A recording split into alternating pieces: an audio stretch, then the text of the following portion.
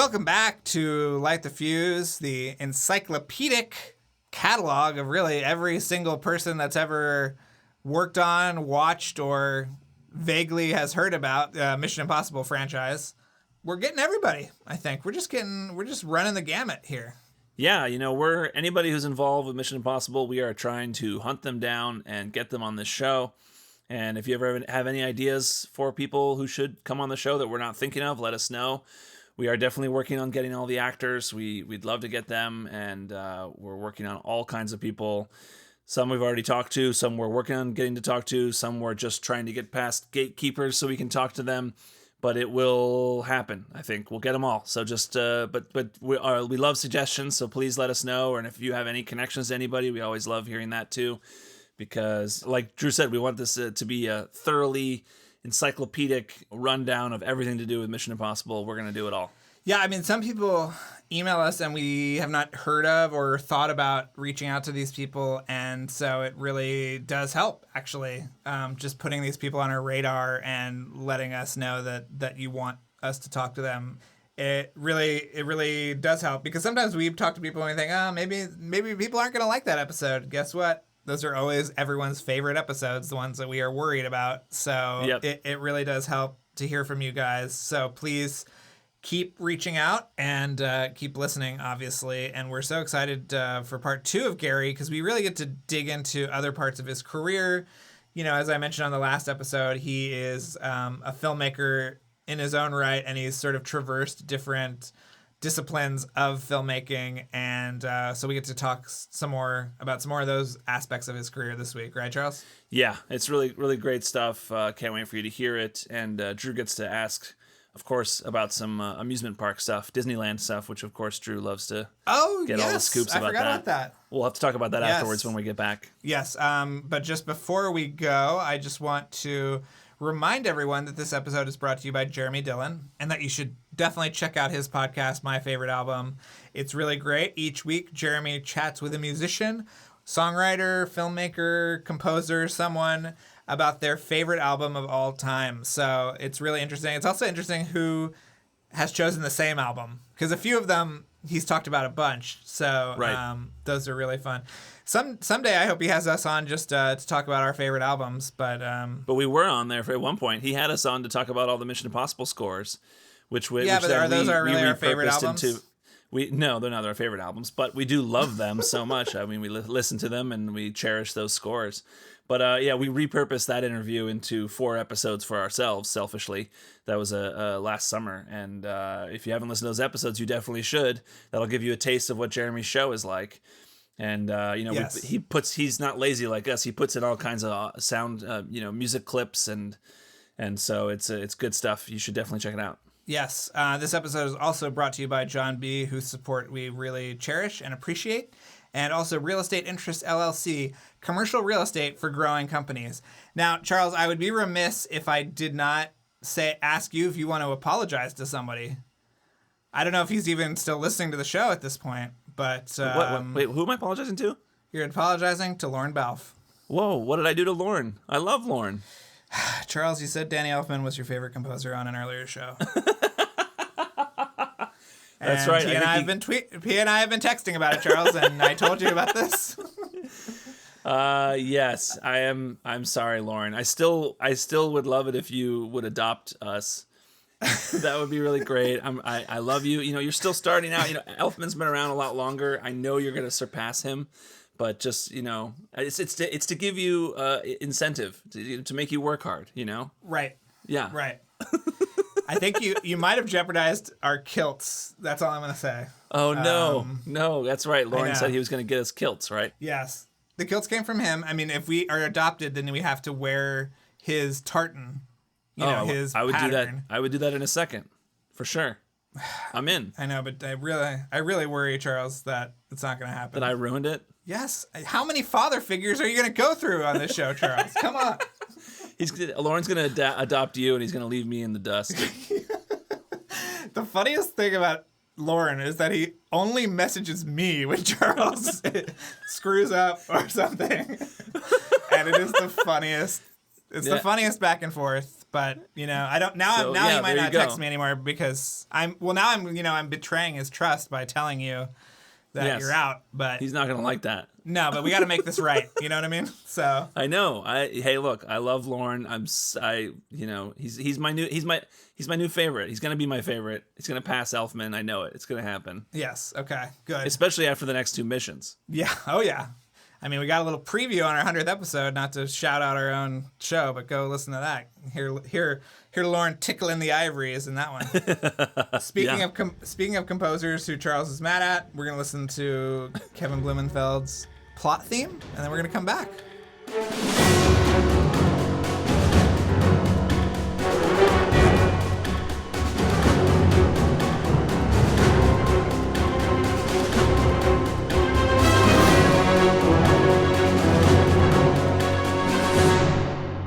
You've done movies, you've done animated shorts and animated features, and you've directed the localizations of Miyazaki movies. So you've done some amazing things in your career, but I wanted to briefly ask you about the theme park stuff that you've done, because you worked on Captain EO and PhilharMagic, and you worked on Indiana Jones and the Temple of Doom, and I've always heard this story that they recorded Big Thunder Mountain for the minecart chase at the end of that movie. Can you confirm or deny?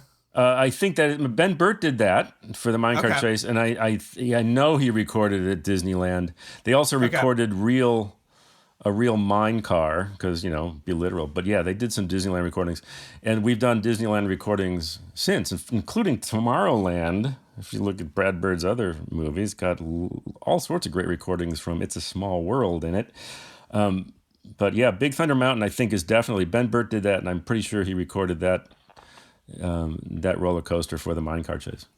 Well, I talked to this Imagineer named Mark Eads recently, and he told me that you came up with the Star Tours chime. Is that true? Yeah. Well, I did the first Star Tours way back then. Yeah, so can you talk... I mean, that chime to me is like one of the most iconic sounds in theme park history. Can you talk about where that came from? I have no recollection. That goes way too far back. The first Star Tours was I love doing the theme park stuff, and that was Captain EO was the first one I did, and it's because George Lucas was part of Captain EO, and I was at Lucasfilm, so that led to our connection to the theme parks, and Captain EO and Star Tours are the first things that I had anything to do with, and I've tried to work with them ever since. I just did the ambiences for the Star Wars land, the Galaxy's Edge that opened up. Oh, you did? Which is really, really, it's fun because you're creating an immersive world of spaceship flyovers and creatures and ambiences and marketplaces and stuff, but that you can walk through as opposed to for a movie. So theme parks have been a really, really important part of my career. I'm glad you mentioned it because it's much different than movies, but it's fun. Yeah.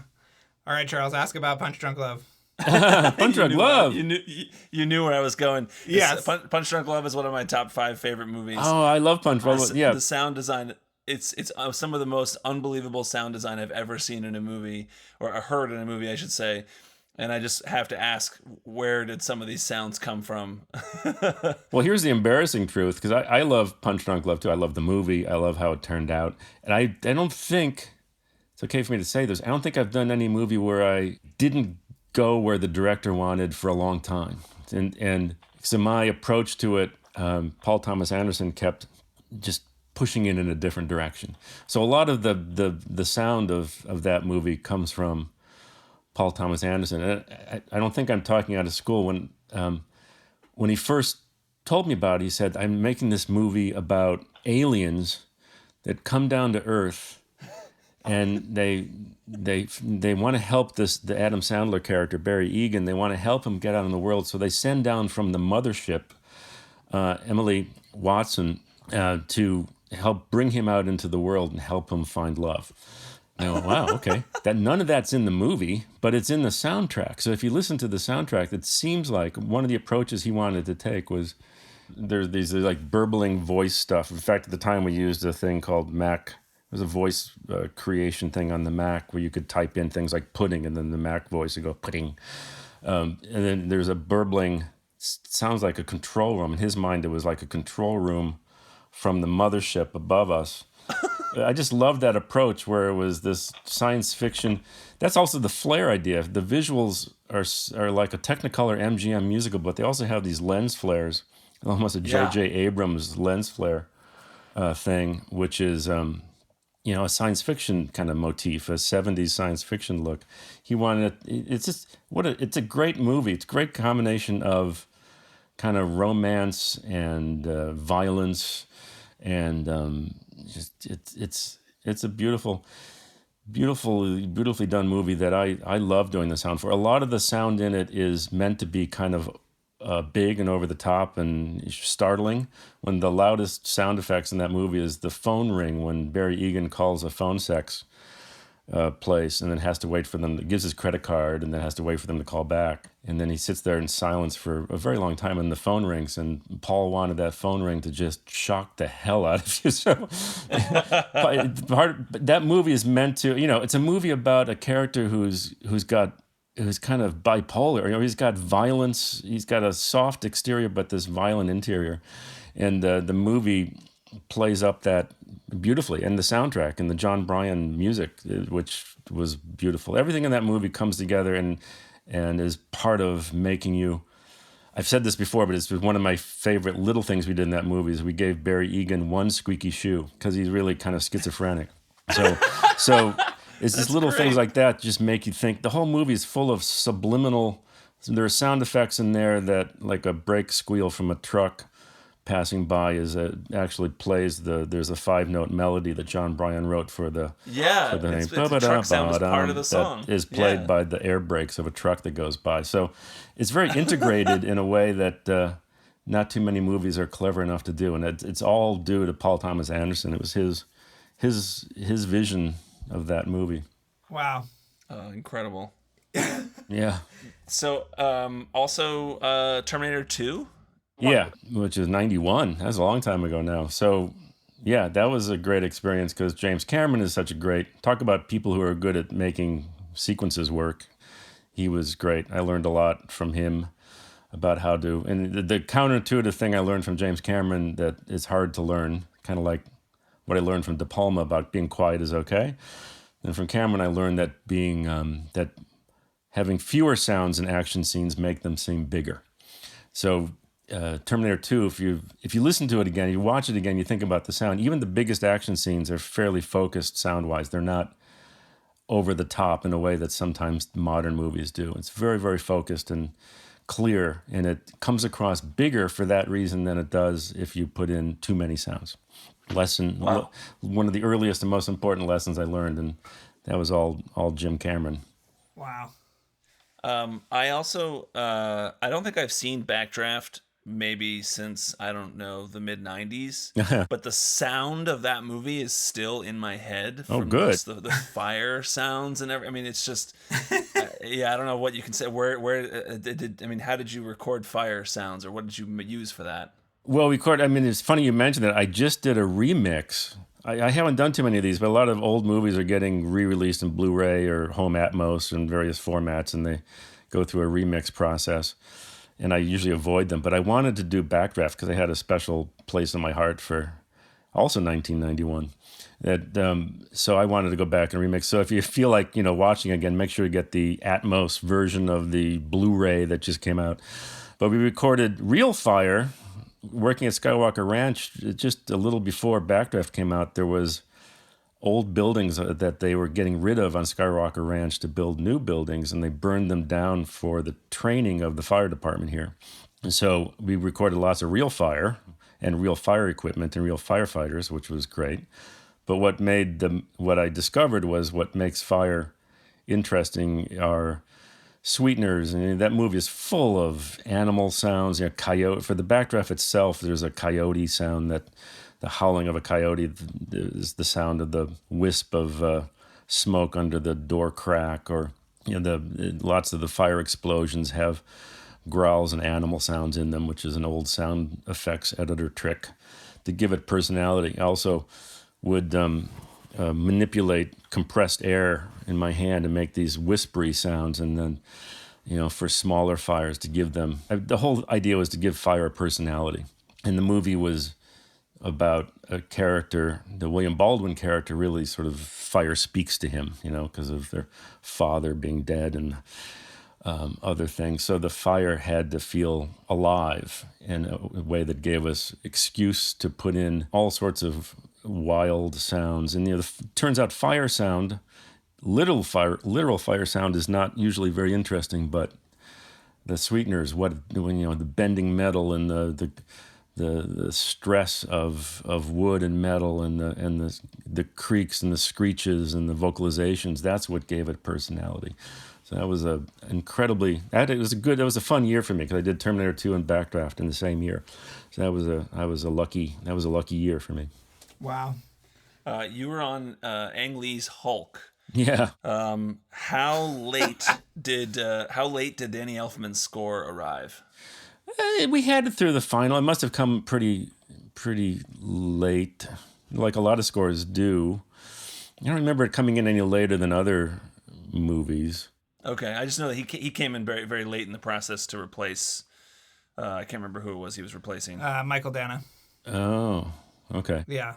Yeah, it didn't affect us, because I think, I remember the final mix went fine. We had enough music. This is the case, and more these days, where music is an issue, and then people swap out a composer or do something that causes the final mix. There's plenty of mixes happening as we speak, well, close to as we speak, that are still waiting for the final music.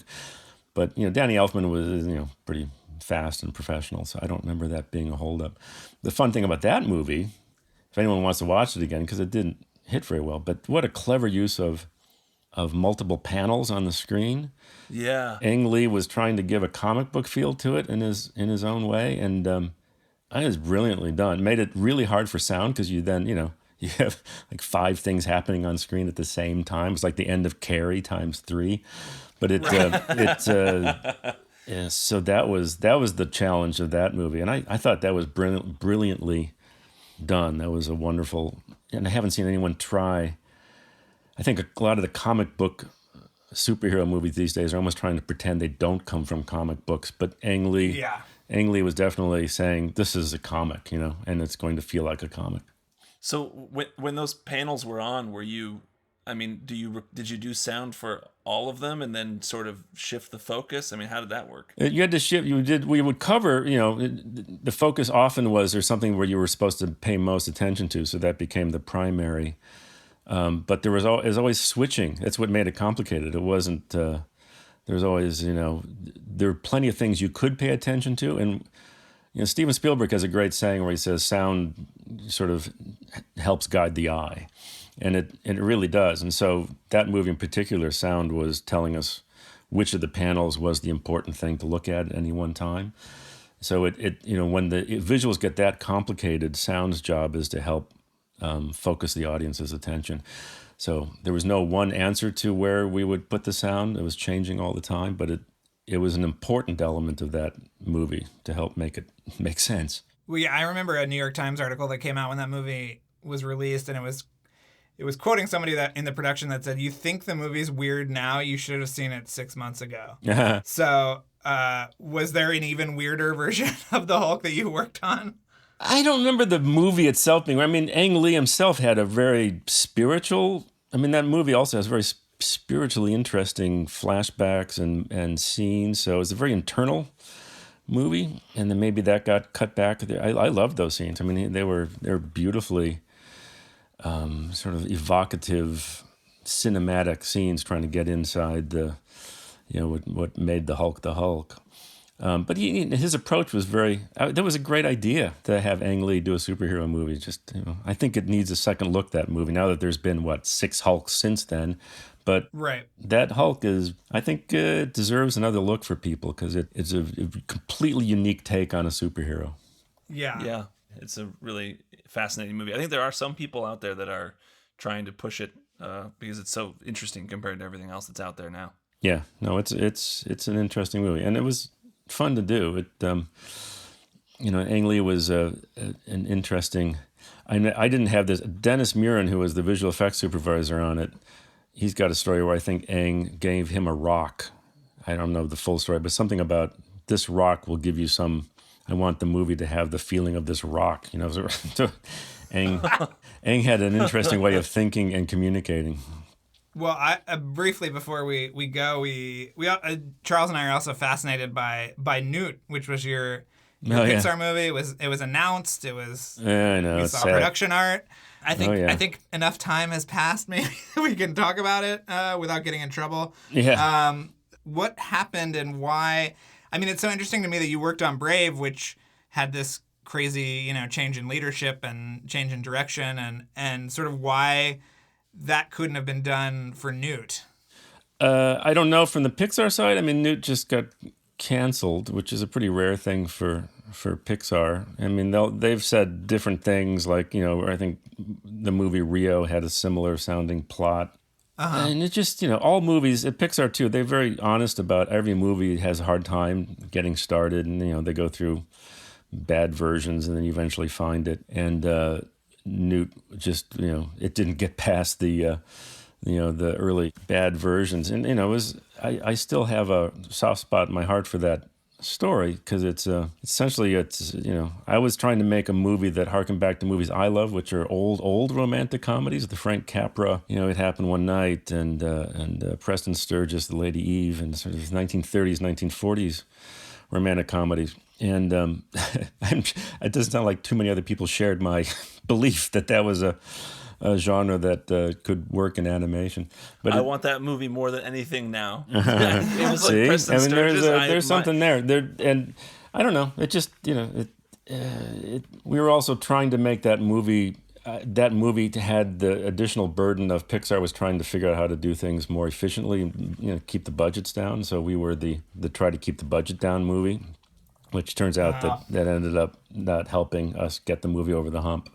But it was a fun. I mean, I worked on it for years, so yeah, that was and we put that artwork out. The sad reason that artwork was put out to sort of prove that the movie was not going to get released. So I just sort of say to the world. But that was nice for me to even share that artwork because we had done some good work, and I was inspired by Lucasfilm at the Skywalker Ranch. Every spring has newts crossing the road to get to a pond. We sort of look out, try not to run them over. And I was reading about newts, about how they kind of go back to their breeding pond and try to find a mate. And it just felt like an interesting way to set up a romantic comedy. But I think, unfortunately, my premise of being the last two of a species, which was the whole premise of it, was then ended up being similar to Rio and some other movies. Right. At least there's a Newt crossing in Toy Story 3. Yeah, there's a little Newt crossing in there because we had a scene. We had the Newt crossing signs in our movie, and it'll have to be one of those. It'll be like the version of Dune that never got made, or the Man of La Mancha. I'll be the one making that documentary about. Lost in La Mancha kind of documentary about Newt. Is there any chance more of that artwork could get released? There is more of that artwork, and I don't know. I mean, I went through. I mean, they were nice enough that when it got canceled, they asked me to kind of put together the kind of like the best of. So I selected all that stuff, but there's more to be had. But that to me, that was indicative of the direction we were going and the things we were experimenting with. The look of water and being partially underwater, and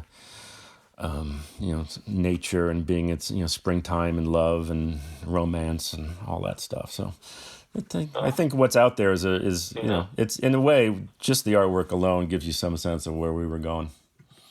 I would have loved to have seen that. Lifted is my favorite Pixar short. Oh, thanks. I love that movie so much. I love doing that. It's just it was nothing more fun than aliens screwing up. So. Were those blobs? I have to ask about Lifted. Were those blobs taken from the version of WALL-E where the humans were gonna become just indecipherable alien blobs? No. I mean, were those? No. They were. Yeah, how'd you know? That's a good one. I didn't know if people knew that. But the early Andrew Stanton version of the alien, or what turned out to be humans in WALL-E, was this gelatinous look that we took from. We were going to actually, it was going to be connected to the look of WALL-E in a way, and then WALL-E went in a different direction. They gave them more and, no translucent skin and no gelatinous stuff. But I loved it. The reason I loved it for us is gave me an excuse, especially with the student alien character, to do all this squash and stretch with the animation, because he's made out of essentially like Jello. So Right. you could the animators had a great time, and we had a great time modeling the characters so that you could do wild things with their head shapes, and everything else. And so it was Andrew's idea. Andrew said, "Why don't you use this idea in the short?" And we ran with it. And then he changed his movie, but I got to keep his original good idea. So Right. good find, good find. Yes. Well, Charles, is it time to ask our most important questions of the... I feel like there's just so much stuff. I want to quickly ask about Saving Private Ryan, if I can, because Sure. I feel like the sound design in that movie and the opening sequence has become a cliche in other movies that have done it since. But, with the sound dropping out and the ringing in the ears, I mean, was that on the script level, or did that come in post? I think it came in the cutting. I think when Spielberg cut it, he or shot it. I don't remember. It's written by Robert Rodat, and it might have been in the script, but it was certainly when Steven shot it. That was his idea, and those things were built in from the get-go. I mean, the shots of Hanks losing his hearing for that time period, that's the way it was shot, and then the up and down underwater, that's definitely the way it was shot. He had, when he was putting in a guide track, when he was cutting the movie, he had that concept in there. So I can take no credit for that. But again, it's a good example of what I say Brad's good at, is when a director thinks about what sound can add to a movie when they shoot it, it makes a world of difference. And Spielberg, one of his strengths is he knows all the aspects of filmmaking better than anybody, let's be honest. And he, and including sound, so he thinks ahead to what sound will bring. And he shot, I think I've said it many times, but I think the key to that opening sequence in Private Ryan is that he doesn't use any wide shots. It's all close-ups. And that allows the sound to give you the sense of the scale and of the battle and the threat, but it gives you a human perspective going through the battle. So I think a lot of different directors would have shot it with a lot of wide shots and establishing shots and give you a sense of where you are and who is fighting who and all that kind of traditional film stuff. But he shot it pretty much handheld camera from a human perspective. It really, I think what works about that movie is it makes you understand to the extent you can what it felt like for people going onto that beach. And so that was his goal, and the way he shot it made that viscerally work, and then gave the sound people this vast, wonderful opportunity to add to that experience. Wow. Yeah, I mean, I could ask you a million questions about all the Pixar movies and Spielberg movies and everything, but I think we probably should wrap it up. So, Drew, let's go ahead. All right, so first question, we asked this of everyone. Can you rank your favorite Tom Cruise hairstyles in the Mission Impossible franchise? Maybe from best to worst, maybe your top 3. We don't really want to put a limit on it, but, what's your philosophy towards his hair in these movies? Because you got to work on the two most extreme ends, the buzz cut and the kind of long flowing locks. So where does your allegiance lie? Well, I will tell you, I will go with the long flowing locks from the De Palma version. And the reason is because my high school haircut was pretty much the same. So that, even though it was 96, it kind of a late 70s high school vibe. 96. He was buzzed in 96. Was it short 96 and then long? Which one was long? Long as Ghost Protocol. Oh, then okay. Then I like the Ghost Protocol one. Damn, I got my hairstyles mixed up. You can tell that, as a sound guy, I'm just looking at the feet. So, I thought there might be some more sound opportunity with his hair blowing in the wind and things, but I guess you don't really hear that. I'll bet. This is really just way out there, but I would bet that Brad probably thought, since he had a sandstorm scene in the movie, that he wanted Tom's hair to be long for that reason. I wouldn't doubt that that's one of the reasons. And when they decide what look he's going to have for that movie, his hair's going to blow around in a sandstorm. I got to see it, man. So I wouldn't doubt that he thought ahead to that. Oh, my God. Everyone's Brad Bird impressions are so spot on and wonderful. So the other question we have is, I'm assuming you've seen all the Mission Impossible movies, correct? Yes. Okay. So do you want to rank them, like your favorite to your least favorite, maybe? Oh, well. No, I'm not going to. No. I will just tell you my favorite is Ghost Protocol. I think Ghost Protocol is, not to diss on the other ones, and not just because I worked on it. I just think it's a good combination of and they all bring. I mean, JJ brings, John Woo brought it. That McQuarrie brings the kind of that intelligence, but humor. But Brad's tone of tension with humor was great. So I will go as far as saying that Brad's is my favorite, and not just because I worked on it. And then after that, I better demur. Right. Do you think that Brad is probably your 8th favorite director you've worked with? Definitely, he's definitely eighth or 7th. I have to think about it. Well, Gary, thank you so much for coming on the show and enduring the apocalypse with us together. It's been a huge thrill, and we're fans of everything you've done. So literally, this could be an 8-hour-long podcast. But thank you so much for sticking it out with us. No, thanks for including me in what is pretty a cool enterprise. So thank you. Oh, thank you so much.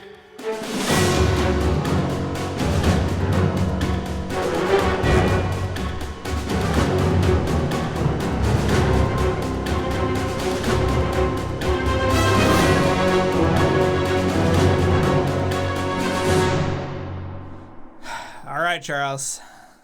Gary Rydstrom, part 2, in the books. In the books. Thank you to Kevin Blumenfeld for the music on this show.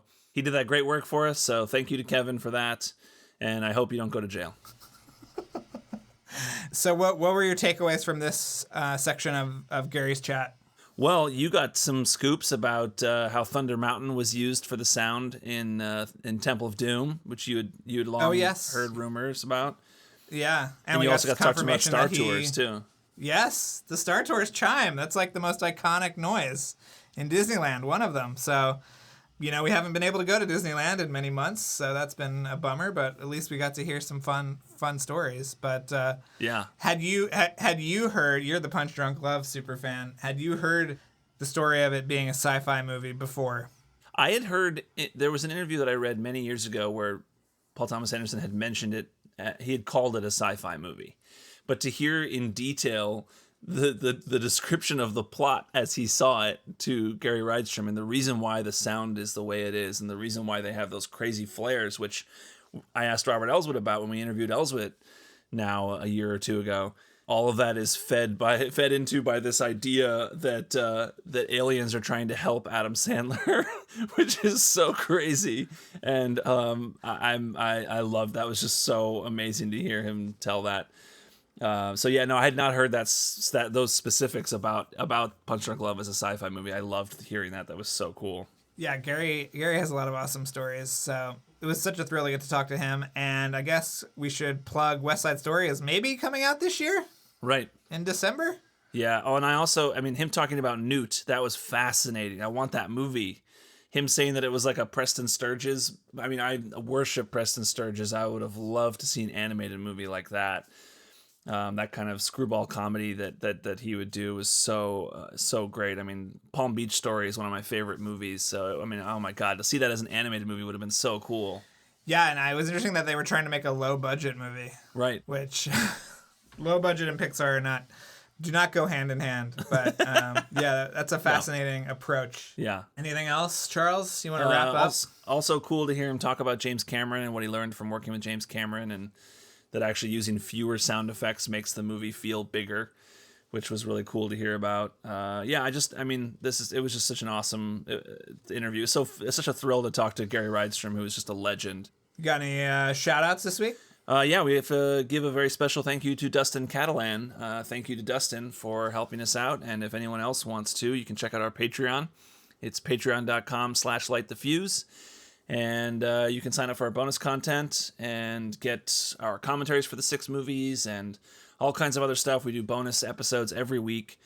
And I can't recommend that highly enough. And you can also get merchandise from our TeePublic store, which is linked from our website, LightTheFusePodcast.com. In the merch section, you'll see our TeePublic items, and you'll see a link there to TeePublic where you can buy shirts, hats, anything, pins, magnets, stickers, all kinds of good stuff. They always have sales. If you follow us on social media, at LightTheFusePod on Twitter, We often alert people to the sales that are going on TeePublic.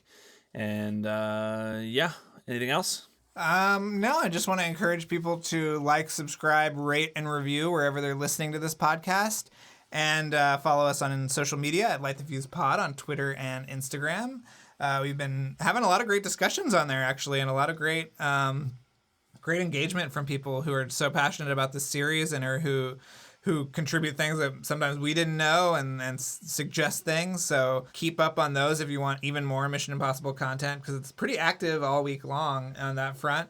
And, reach out to us, suggest episodes, suggest guests, suggest Patreon exclusives, whatever. We're open to anything. Yeah. And just to just tell people, if you like the show, tell people to listen and tell people about it. And I feel like people just discover us and say, oh my God, I can't believe this was here. I love Mission Impossible. So I feel like there are many people. Mission Impossible is not the most vocal fan base or the most sort of out there fan base.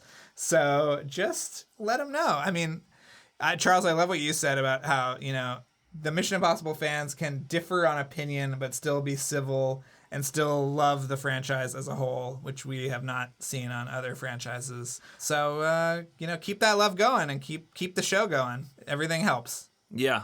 And come back next week. We don't know exactly what next week's episode is going to be yet. But it'll probably just be a one-off. We're working on a couple of things, and so we'll see what that'll be. 2 weeks from now, though, will be the 5th anniversary of Mission Impossible Rogue Nation. So we have a special guest on who was a part of that movie in a very unique way. Do we want to say who it was? Yeah, now I'm curious. Who is it? You don't know who we talked to? We talked to Seth Grahame-Smith, who, in our interview with Christopher McQuarrie, yes. McQuarrie let us know that Seth Grahame-Smith was part of the writer's room on Rogue Nation. So we were fascinated by that. We had an interaction with him on Twitter recently, and we were like, hey, do you want to come on the show? And we had a great talk with him about what that process was like. And he was a really, really great guy to talk to. He was really nice and generous with his time. And it was cool to talk to him about that process. So you'll love that. That's in a couple weeks. And I mean, it was a pretty good one, right? Oh, yeah, he was awesome. And he talks about working with Tim Burton and, sort of trying to relaunch other franchises that maybe have been dormant for 30 years or so. So like Beetlejuice 2? You do not want to miss it. Yes, Charles, like Beetlejuice 2. You're terrible at teasing things. I'm so bad at the mystery box. I take back all the nice things I said. Terrible. You're terrible. Yes, he talks about Beetlejuice 2. He talks about Gremlins 2. And he talks just about a lot of great stuff. And he's just very smart and articulate and a really fun guy to chat with and to listen to in a few weeks. Now I feel like we should have saved Joe Kramer for the 5th anniversary also. I know. I realized that afterwards, but we had pushed his interview so long that it was like we needed to release it. Because we had talked to him so long ago that it was an important one. I thought it was a good one to come out of, the 100th and the MI2 anniversary. Then it was like, let's do Joe Kramer and just keep riding high. Yeah, but I didn't realize it was like, oh wait, we did the 5th anniversary. Yeah, okay. Well, hey, you know what? It was an early celebration of the 5th anniversary with Joe Kramer. Yes. Every week is a celebration of some Mission Impossible anniversary in our minds. Yes. So, yeah, we've got. But yeah, I mean, I honestly had forgotten we'd talked to Seth because we have talked to so many people, Charles. I know. Yeah. It's insane. But we've got a lot of great episodes. We're going to ride these into the fall at least. I mean, it's crazy how many we've done, and we're so excited for you guys to hear them. So come back next week and every week because we'll be bringing it.